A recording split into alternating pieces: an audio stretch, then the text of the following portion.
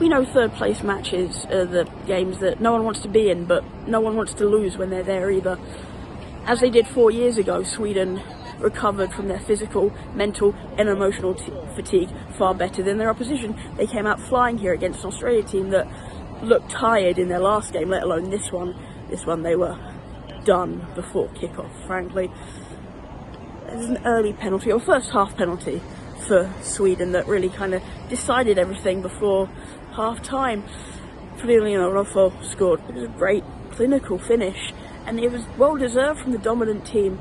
Sophie made it 2 after the break with an absolutely superb finish from a narrow angle, but she had so much of the pitch to work in. That type of space shouldn't have been allowed to her, and generally wouldn't have, if not for how tired this Australia team was. You could see it a mile off, and it's a shame. It's a flat end to a home tournament for the Matildas.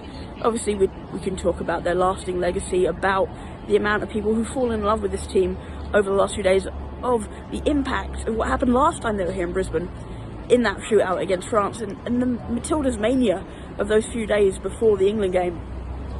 But for Sweden, it was job done. We know this is a good team. We know this is a team with pedigree. They are so good, especially when it comes to medal matches.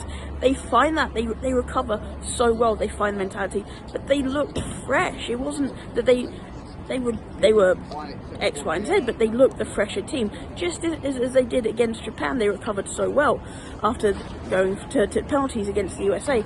They recover well. They show their pedigree in the latter stages of tournaments. That's something that Australia don't do. They don't have yet.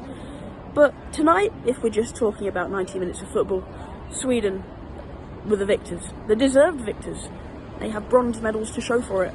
And right now, for Australia, there's nothing tangible. But there will be a lasting legacy for the co-hosts.